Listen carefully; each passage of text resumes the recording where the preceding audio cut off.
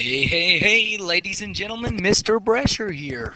Today, we're going to learn how to divide decimals. And by the end of this lesson, all students will be able to solve problems involving division of decimals and use estimation to determine if the quotient is reasonable.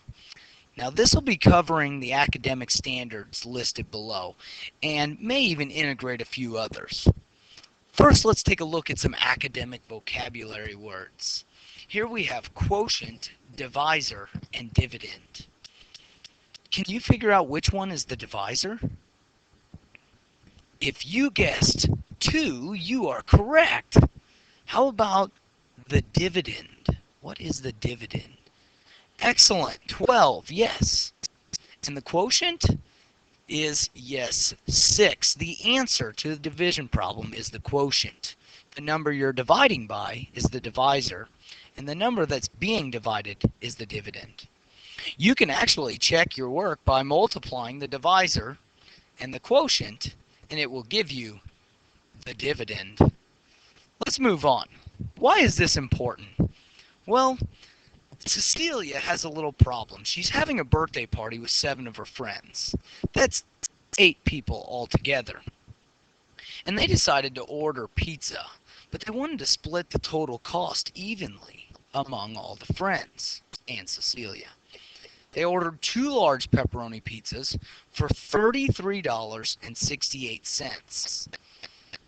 How much will each person have to pay? We won't be able to solve this problem without learning how to divide decimals, unless you have a trusty calculator.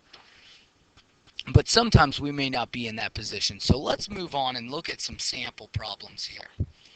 If 4 pencils cost 92 cents, how much is each pencil? We want to know the cost of 1 pencil, but we're buying 4. This is actually called a unit cost or unit rate. Something you'll probably learn a little more about later on this year. The first thing we want to do is write the total amount, 92 cents, divided by 4. After we've written it out, I'm actually going to rewrite this problem using the other division sign. See if you can detect any similarities when dividing whole numbers. 4 does not go into 0, so I'm going to put an X to hold that place value. 4 goes into 9 twice. 2 times 4 is 8. When I subtract, I have 1 left over, and I'm going to bring that 2 down. 4 goes into 12 3 times. And 3 times 4 is 12. I have 0 as a remainder, and the decimal goes straight up. My answer would be 23 cents per pencil. Let's do a couple more practice problems and see if you can notice any patterns. First, we have a model here. On our model, we have 8/10, which is illustrated by the green. This is actually 80 hundredths. But if you look at each individual rectangle here, these are each considered to be 1/10. We have 4, 5, 6, 7, and 8/10. And we're dividing that by 4/10. If I actually divide it up into 4/10, here are 4/10, and I have another set down here, 4/10. So we can see it would divide into 2 even groups. So the answer of 8/10 divided by 4/10 is actually 2. Now let's see if we can detect those patterns. We have some other questions here. 8 divided by 4. I think most of you know that the answer here is 2. But what's 8/10 divided by 4?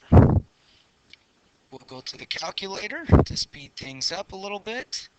It equals 2/10. What's 8 hundredths divided by 4? 0 and 8 hundredths. divided by 4 equals 2 hundredths. Are you seeing a pattern yet? How about 8 thousandths divided by 4? 0 and 8 thousandths divided by 4 equals 2 thousandths. And finally, the last one, 8 thousandths divided by 4 tenths. So we have 0 and 8 thousandths divided by 0 and 4 tenths. Do you have your guess? 2 hundredths. How many of you got that one right? It's a little bit different from multiplication. We can't just count the places behind the decimal. We're going to take a look at some more samples to see if we can better understand what happens in division. The first thing you need to do when you're solving these problems is imagine that both of the numbers are whole. The second step is to estimate first to ensure that your quotient, remember the answer to a division problem, is reasonable after you solve. Then you will divide just like the numbers are whole. Step 4, you're going to place the decimal straight up from the dividend to the quotient.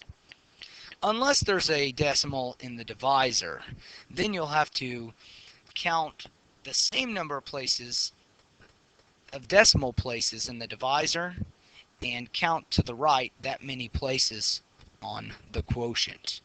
Finally, you're going to have to compare with the estimation that you did in step 2. And then you can always check your answer with either a calculator or by multiplying the quotient and the divisor to get the dividend.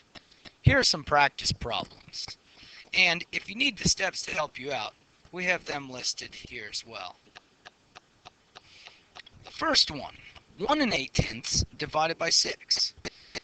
I'm going to write it as if they were whole numbers. And this one, I don't really have to estimate because I already have a good idea of what the answer is. I know that 1 and 8 tenths divided by 6 is going to be less than 1. Right? So step number 3, divide as if they're whole numbers. 6 goes into 18 3 times. And then I'm going to put the decimal into its place and move it straight up in my answer. So the answer would be 3 tenths. Again, you could multiply 3 tenths by 6 and you would get 1 and 8 tenths. Let's try the next one. Again, I'm going to write them just like they're whole numbers. 42 divided by 7 is equal to 6. And again, if I were dividing, I would say 7 does not go into 4, so I would put a 0 or an X there. Now I'm going to put my decimal in place. And I'm going to move that decimal straight up after dividing just like they were whole numbers. Now, I have one more problem. 1 and 25 hundredths divided by 25. I know that 25 goes into 125 5 times. But I'm going to do it just like they were whole numbers. 25 goes into 1 0 times, so I'm going to put an X here. And 25 goes into 2 0 times. I'm going to put an X here.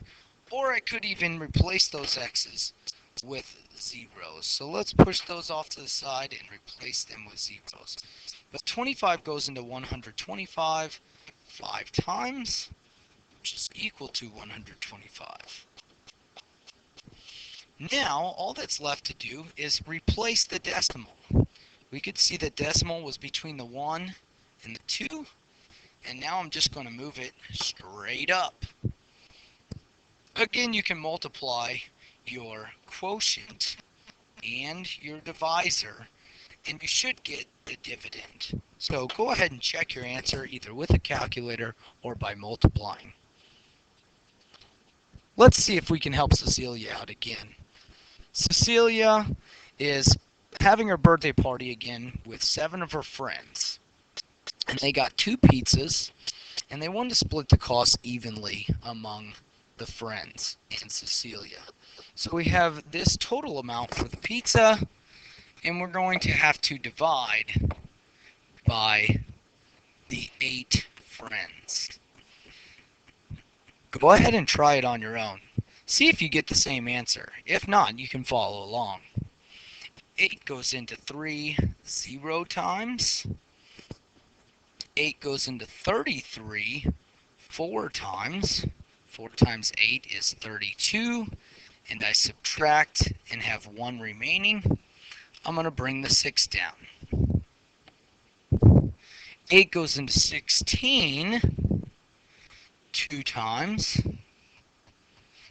which is 16. Subtract, I have 0, and I'm going to bring the 8 down.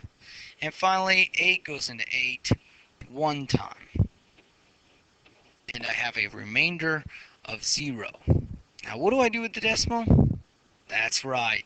Bring it straight up in my answer, as long as the divisor does not have a decimal in it.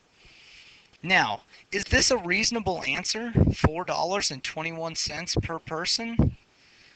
Well, yeah, 8 times 4 is 32, so that's going to be about right. It's going to be a little bit more than $4 per person.